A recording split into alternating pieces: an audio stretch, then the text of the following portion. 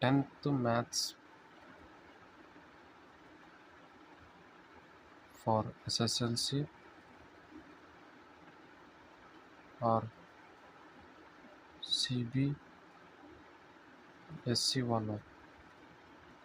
CBSE वालों को मैं पूरा डिटेल फर्स्ट से लेके फर्स्ट चैप्टर रियल नंबर है रियल नंबर के 2 सेशन। एक सेक्शन में पूरा इंट्रोडक्शन पूरा, सेकंड एक्सरसाइज।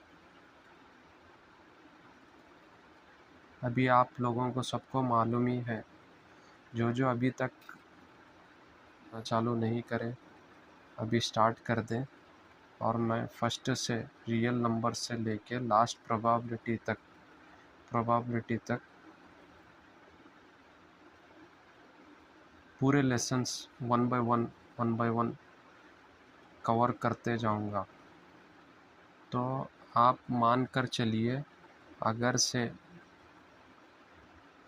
अगर आप अभी तक एक भी लेसन ढंग से नहीं हुआ आपका, या आपको रिवीजन करने में कोई परेशानी आ रही है, तो मेरा एसएस टॉपर चैनल आप सब्सक्राइब कर लीजिए। मैं शुरू से maths as well as science दोनों भी शुरू से चैप्टर्स का मैं पूरा रिवीजन भी करूँगा।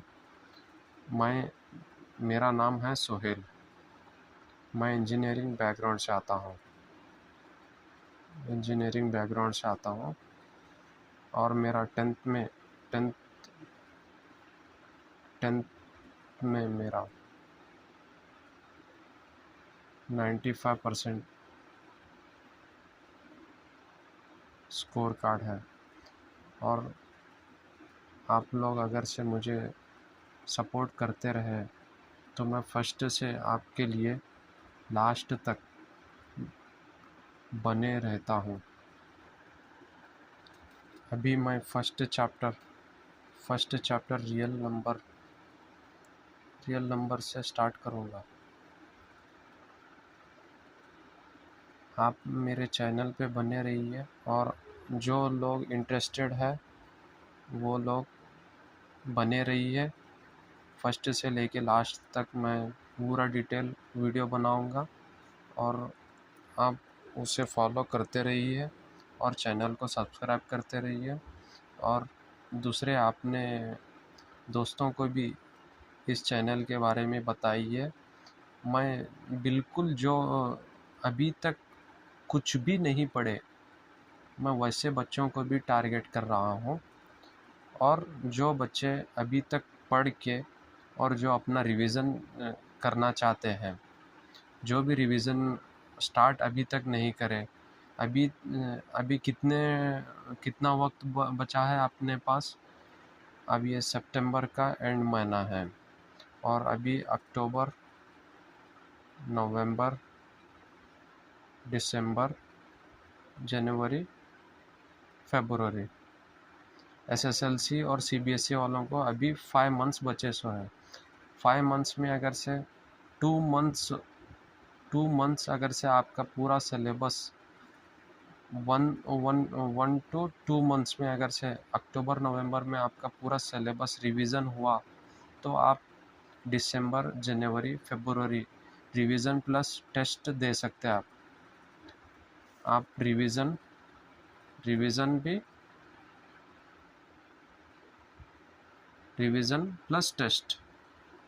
प्लस टेस्ट आप दे सकते हैं। जब तक आपका अक्टूबर महीना और नवंबर मंथ तक आपका पूरा रिवीजन होना चाहिए। जी, आप बने रहिए, मैं फर्स्ट से लेके बनाता रहूँगा। आप मुझे सपोर्ट करते रहिए और मैं आपको फुल सपोर्ट करूँगा इंशाल्लाह। अभी फर्स्ट चैप्टर का मैं नोट्स भी बनाया हूँ, पूरे डिटेल नोट्स भी है। आप फर्स्ट से लेके मुझे फॉलो करते रहिए और मैं आपको डिटेल एक्सप्लेनेशन, इंट्रोडक्शन 2 वीडियो बनाऊंगा। 2 वीडियो में एक पार्ट इंट्रोडक्शन का रहेगा, इंट्रोडक्शन। सेकेंड पार्ट पूरा पूरे एक्सरसाइज के क्वेश्चंस सॉल्व करेंगे अपन। Exercise full exercise with example के साथ एनसीईआरटी पूरा कवरेज होगा। और ये आपको अगर से नोट्स चाहिए है तो आप मुझे मैसेज करिए, मैं पर्सनल आपको नोट्स भी भेज दूंगा जी। फर्स्ट चैप्टर रियल नंबर से स्टार्ट है। रियल नंबर, अब आप लोगों को मालूम है क्या मालूम है आपको? What is real number? Real number कुछ नहीं है, it is a set of both rational और इर्रैशनल नंबर्स है। जैसे कि रैशनल नंबर्स और बोथ इर्रैशनल नंबर्स।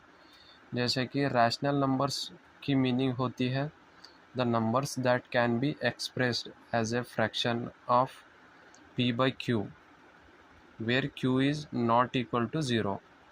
जैसे कि इसमें क्या बोल रहे हैं रैशनल नंबर्स में, जो p by q के फॉर्म में रहना है, where q is not equal to 0 रहना। क्योंकि अगर से 1/0 ये p के टर्म्स में, ये q के टर्म्स में है। अगर से 1/0 अगर से रहा तो ये क्या होता है, ये नॉट डिफाइंड वैल्यू हो जाती है। आपको मालूम होगा रैशनल नंबर्स किस तरह से लिखते हैं, p by q के फॉर्म में लिखते हैं, बट p by q के फॉर्म में लिखते हैं, but q is not equal to 0 रहना है। ये इतनी कंडीशंस किस में होती है फॉलो? रैशनल नंबर्स में। जैसे कि एग्जांपल्स अपन ले सकते हैं 2/3, 4/3, हाँ 1/2, जो anything value that can you take, okay. कौन से भी वैल्यूज़ जो आप क्या है ले सकते हो, एक्सेप्ट 0, क्यू में 0 नहीं होना चाहिए, तो उसे क्या बोलते हैं? रैशनल नंबर्स बोलते हैं। Rational numbers that the numbers that can be expressed as a fraction of p by q where q is not equal to 0। जैसे कि मैं एग्जांपल लिखा हूँ 2/3, 1/3, -5, -5 के नीचे क्या होता है? कुछ भी नहीं रहा तो 1 रहता है। तो इसी फॉर्म में। Next इर्रैशनल numbers. इर्रैशनल किसे कहते हैं? जो p by q के फॉर्म में नहीं लिखा जाता है।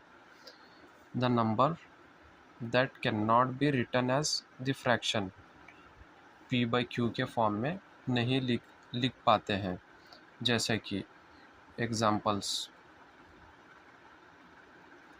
√2, √3, हाँ, और पाई। √2 की अब अगर से आप वैल्यू भी मालूम करें तो 1 पॉइंट समथिंग आते ही रहता, बट इसका एंड नहीं है, हाँ, इसका एंड होता ही नहीं। और √3 का भी सेम ऐसे ही कुछ वैल्यू आते ही रहता है, कंटिन्यू आते ही रहता। और 3 ये पाई की वैल्यू भी 3.14 है, ये भी कंटिन्यू आते ही रहता है। ये इसको अप्रॉक्स इतना लेते हैं, आते रहता, बट ये एंड नहीं होता। जो भी इर्रैशनल नंबर्स किसे कहते हैं? जिसको the numbers that can not be written as fraction, their decimals expansions are non terminating. जो भी नॉन टर्मिनेटिंग में पार्टिसिपेट करता है, जो टर्मिनेट ही नहीं होता, उसे क्या कहते हैं? इर्रैशनल नंबर कहते हैं। रैशनल और इर्रैशनल इन दोनों को कंबाइन करके क्या कहते हैं? रियल नंबर्स कहते हैं जी। और टाइप्स ऑफ रियल नंबर्स ये बिल्कुल इजी है। Natural numbers, whole numbers, integers, ये टोटल 5 टाइप्स के हैं। उसमें रैशनल इर्रैशनल भी दोनों भी इंक्लूड है। जो भी natural numbers meaning counting numbers, जैसे कि 1, 2, 3 जो अपन क्या है काउंट करते रहते हैं। और होल नंबर्स डब्ल्यू से उसे मेंशन करते हैं। होल नंबर्स की मीनिंग होती है all positive numbers including zero. Zero counting numbers भी होना और उसके साथ साथ ज़ीरो भी इंक्लूड होना, उसे होल नंबर्स कहते हैं। और next integer numbers all positive and negative set of numbers including zero. जो भी पॉजिटिव भी रहना और नेगेटिव भी नंबर्स रहना including zero is considered to be integer. और रैशनल नंबर्स और इर्रैशनल नंबर्स आपको पूरी अच्छे तरीके से मालूम है बोल के मैं समझ के और नेक्स्ट कंटिन्यू करता हूँ। अभी fundamental theorem of arithmetic. Fundamental theorem क्या है? It is a theorem where every composite numbers can be written as a product of a prime in one and only one way. Okay, तो आप इसका meaning समझिए कि कौन सा भी composite numbers, every composite number can be written in the product of prime numbers. जैसे कि एग्जांपल हम ले रहे हैं 66 और 420। पहले अपन फ्रैक्शन में पूरे प्राइम फैक्टर से इसके फाइंड करना।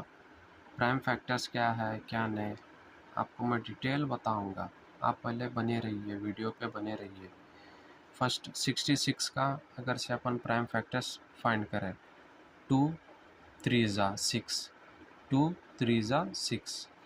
नेक्स्ट 3 3 1 ज़ा 3 1 ज़ा।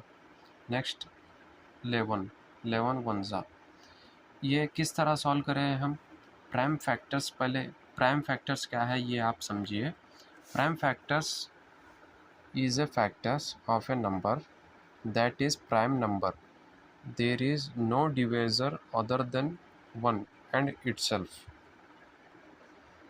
प्राइम फैक्टर्स में डिवाइड हुए सर है ना, जैसे कि अब मैं स्टार्ट करूँगा 2 अगर से मैं मल्टीप्लिकेशन करा 2 1 ज़ा 2, खाली 1 से ही क्या है डिवीज़र होना, ठीक है। जैसे कि अब 3 है, 3 अब क्या है पूरा फुल ट्री नहीं बनता, जैसे कि 3 1 ज़ा। अब मैं एग्जांपल यहाँ पे लिखा हूँ 2 3 5 7 9 11 13 17। ये पूरे क्या है प्राइम फैक्टर्स है, ठीक है। Prime factors it is nothing but the factors that can be prime numbers. There is no divisor other than 1 and itself. Okay, अब फर्स्ट एग्जांपल मैं ले रहा हूँ एवरी कंपोजिट नंबर्स। ये कंपोजिट नंबर्स है, हाँ। इसका क्या है, ये प्राइम फैक्टर्स है। फर्स्ट 2 से सॉल्व करना, 2 से चेक करना फैक्टर्स कैसा निकालते हैं बल्कि, बाद में 3 से करना, 3 से अगर से 2 से नहीं आया तो 3 से, 3 से नहीं आया तो नेक्स्ट 5 से, नेक्स्ट 7 से, नेक्स्ट 9 से, नेक्स्ट 11 से, ऐसी इसी तरह है ना सॉल्व करते रहना, उसके प्राइम फैक्टर्स निकालते रहना, ठीक है। तो अब यहाँ पे 66 का मैं प्राइम फैक्टर्स निकाला हूँ, 2 3 ज़ा 3 ज़ा 3 1 1 ज़ा 11 1 ज़ा। और नेक्स्ट 420 का 2 2 2 2 ज़ा 4, नेक्स्ट 2 1 ज़ा 2 0 एज इट इज़, नेक्स्ट 2 1 ज़ा 1 5, नेक्स्ट 3 35 ज़ा 5 7 ज़ा 7 1 ज़ा 7 1 ज़ा 7। तो अब ये जो सॉल्व करें सो हम 66 और 66 420, ये दोनों का प्राइम फैक्टर्स कौन से हैं, 2 3 11 और 420 का 2 2 3 5 7, इतने आ गए। अब इसे देख के हम HCF और LCM किस तरह फाइंड कर सकते हैं, how to find HCF and LCM using prime factors. अब प्राइम फैक्टर्स तो आ गए अपन दोनों के, ये 66 के प्राइम फैक्टर्स ये हो गए, 420 के प्राइम फैक्टर्स ये हो गए। नेक्स्ट अब हमें LCM फाइंड करो बोल के बोले क्वेश्चन में, तो कुछ भी नहीं करना, पहले दोनों के प्राइम फैक्टर्स निकालना। इस तरह पहले प्राइम फैक्टर्स निकालना, उसके बाद है ना अब LCM मतलब लीस्ट कॉमन मल्टीप्लाई, आप लिख सकते हो एक शॉर्ट नोट्स में, लीस्ट कॉमन मल्टीप्लाई। अब लीस्ट कॉमन मल्टीप्लाई कैसा कर सकते हैं, अब इन दोनों में कंपैरिजन करना, जो ज़्यादा बार जो रिपीट हुआ है, जो ज़्यादा बार रिपीट हुआ है,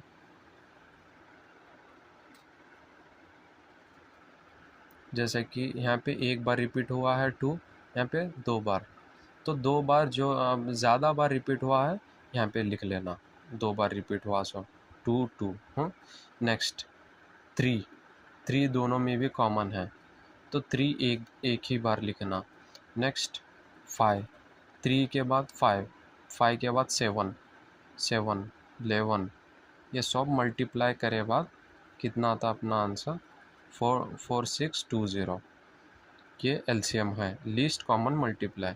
फर्स्ट दोनों में है ना ज़्यादा बार, दोनों में भी ज़्यादा बार जो नंबर रिपीटेड हुए वो नंबर्स को अपन यहाँ पे लिख लेना। बाद में 3 नंबर दोनों में कॉमन है, 3 लिख लिए।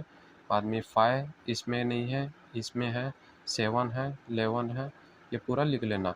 बाद में है HCF किस तरह फाइंड करना, HCF मतलब कि दोनों में जो कॉमन है वही लिखना रहता है, इसमें हाईएस्ट कॉमन फैक्टर बोल के बोलते हैं। अब 66 और 420 का पहले प्राइम फैक्टर्स निकाल लिए, उसके बाद 2 और 3 कैसा आया, HCF कॉमन, दोनों में कॉमन कौन सा है, 66 के प्राइम फैक्टर्स ये है, 420 के ये है। अब दोनों में कॉमन 2 है यहाँ पे, तो 2 मैं एक सेपरेट लिख लिया। और नेक्स्ट 3 है, 3 कॉमन है दोनों में, तो 3 लिखा। बाद में यहाँ पे 2 एक्स्ट्रा है, वहाँ पे नहीं है तो नहीं लेना। और बाद में 5 है, यहाँ पे 5 वहाँ पे नहीं है, यहाँ पे 7 है, यहाँ पे 7 नहीं है, यहाँ पे 11 है, यहाँ पे 11 नहीं है। तो दोनों में जो कॉमन है 2 और 3, जो 2 कॉमन था वो मैं इसका HCF ले लिया। तो आपको मैं ये समझ गए है बोल के समझ जाता हूँ, और इसकी आप नोट्स के आप स्क्रीनशॉट भी ले सकते हो, या मैं DM में भी आपको शेयर करता हूँ। Next onwards, relation between LCM और HCF। थोड़ा डिस्टर्बेंस हुआ था, अभी शुरू करते हैं। रिलेशन बिटवीन LCM और HCF, इसका एक फार्मूला है, first number multiply second number is equals to LCM into HCF। अब क्वेश्चन किस तरह आता है, बोर्ड में हो सकता है या CBSE में, थोड़ा क्वेश्चन को है ना ट्विस्ट करके बिल्कुल इजी रहता है। जैसा कि HCF यहाँ पे HCF 6 दिए सो है, LCM कितना है, जैसे कि यहाँ पे फर्स्ट नंबर और सेकंड नंबर दोनों भी यहाँ पे क्वेश्चन में दिए सो है, तो हम डायरेक्ट ये फार्मूला यूज़ करके जो भी टर्म फाइंड करना है वो फाइंड कर सकते हैं अपन। 3 नंबर्स के क्या 3 कौन से भी फर्स्ट नंबर सेकंड नंबर या LCM HCF दोनों में एक देते हैं, तो अपन को जो फाइंड करो बोलते हैं वो फाइंड करना। अब यहाँ पे HCF 6 दिया सो है, LCM multiply LCM is equals to first number 4 है and second number 6, then LCM is equals to 4 into 6, और ये जो मल्टीप्लाई है यहाँ पे इधर गया तो डिवाइड हो जाता, ये रूल है ना बेसिक मैथमेटिक्स। और next LCM is equals to ये 6 1 जा तो कितना होता 4 आता। तो इस तरह हम इस फॉर्मूले को भी यूज़ करते हैं, इसका जल्दी से स्क्रीनशॉट ले लीजिए। नेक्स्ट अभी एक रूट इर्रेशनल बोल के प्रूफ करना रहता, और ये 3 marks fix important, very important question है। जैसा कि अब यहाँ पे क्वेश्चन किस तरह पूछते हैं, prove root 3 is a irrational number, root 2 is a irrational number, root 3 is a irrational number, root 5 is a irrational number. अब यहाँ पे एक क्वेश्चन में प्रैक्टिकली बिल्कुल इजी है, अगर से रूट 2 होंदे या 3 होंदे या 5 होंदे, उसे किस तरह सॉल्व करना मैं इजी एक ट्रिक की तरह मैं बताऊंगा। और 3 मार्क्स में फिक्स हर बार आप पीछे से आप पूरे क्वेश्चन पेपर उठा के देखिए, बिल्कुल ये क्वेश्चन बार बार रिपीट होते ही रहता है जी, आप फॉलो करिए। अब √2 इज़ ए इर्रेशनल नंबर बोल के अपन को प्रूफ करना है, प्रूफ दैट। तो first of all we are assuming, let us assume √2 is a rational number. First of all हम अज्यूम करेंगे √2 क्या है, रैशनल नंबर है बोल के। अगर से रैशनल नंबर है बोल के अपन प्रूफ नहीं कर सके तो ऑटोमेटिकली क्या बनता, वो इर्रेशनल बनता। तो फर्स्ट ऑफ ऑल हम सोल्यूशन में क्या लिखेंगे, let us assume √2 is a rational number. Then rational number है बोल के कंसिडर कर लिए हम। तो अब रैशनल नंबर में क्या होता है, √2 इज़ ए रैशनल नंबर किस तरह लिखते हैं, it is expressed in the form of p/q। तो √2 is equals to p/q, where p और q क्या है, को प्राइम है। को प्राइम की मीनिंग होती है खाली वन ही नंबर आना, वन ही नंबर मल्टीप्लिकेशन में आना, एक्सेप्ट वन कौन सा भी नंबर नहीं आना, ठीक है। अब p और q क्या बोल के कंसिडर करें, को प्राइम बोल के। तो √2, अब हम दोनों को क्या कर रहे हैं, ये जो ऊपर है √2 अपन p/q के फॉर्म में लिखे, क्यों बोला था, √2 इज़ ए रैशनल नंबर बोल के लिए थे। अब वो स्क्वायरिंग ऑन बोथ साइड कर दिए, स्क्वायर कर दिए दोनों को। अब बाद में स्क्वायर कर दिए बाद √2 इंटू √2 और p² डिवाइडेड बाई q² होगा। √2 इंटू √2 क्या होगा, 2 होगा। और बाद में ये q² है ना, q² अपन यहाँ पे कन्वर्ट कर दिए, ये इसको है ना यहाँ पे कन्वर्ट कर दिए। तो 2 √2 इंटू √2 2 होगा और बाद में q² is equals to p²। बाद में अब p² है ना, ये q, ये p² is divisible by 2। p² है ना डिवाइड हो सकता, किसके, 2 के डिवाइड हो सकता, and also p is divisible by 2। ये स्टेटमेंट दोनों भी लिखना इक्वेशन 1 बोल के मैं कंसिडर करा हूँ। अभी आगे देखिए, अभी next p is equal to 2c बोल के हम कंसिडर कर लेना। p is equal to 2c रहे बाद c is a integer, c क्या है यहाँ पे, इंटीजर है। अब ये p is equal to 2c we are putting in equation 1। Equation 1 becomes 2q² is equal to 2c²। p था ना यहाँ पे, तो p के जगह पे अपन क्या करें, 2c बोल के ऐड करते हैं यहाँ पे। Next 2q² is equal to 2 2 ज़ा 4², 4c²। नेक्स्ट 2 1 ज़ा 2 2 ज़ा q² is equal to 2c²। Then q² is divisible by 2। जैसा वहाँ पे p² डिवाइड हो रहा था ना, p² किसके डिवाइड हो रहा था, 2 के। तो यहाँ पे किसके डिवाइड हो रहा, q is also divide by 2, ठीक है। यहाँ पे q हो रहा, और q अगर से q² डिविजिबल हो रहा 2 के बोला तो q is also divisible by 2, ठीक है। इक्वेशन 2 है ये। अब from equation 1 and 2 having common factor 2, okay. मैं क्या बोला था, दोनों को मैं कंसिडर करा था को प्राइम बोल के, खाली 1 ही आना बोल के मैं कंसिडर करा था फर्स्ट में रैशनल नंबर टाइम। तो अब यहाँ पे क्या आ गया, 2 आ गया, ठीक है। तो हम जो अज्यूम करे थे, assumption should be wrong. Assumption क्या करे थे हम, रैशनल नंबर बोल के अजम्पशन करे थे, तो देयरफॉर हमारा अजम्पशन शुड बी रॉन्ग होगा। बाद में √2 इज ए इर्रेशनल बोल के प्रूफ कर देना सीधा।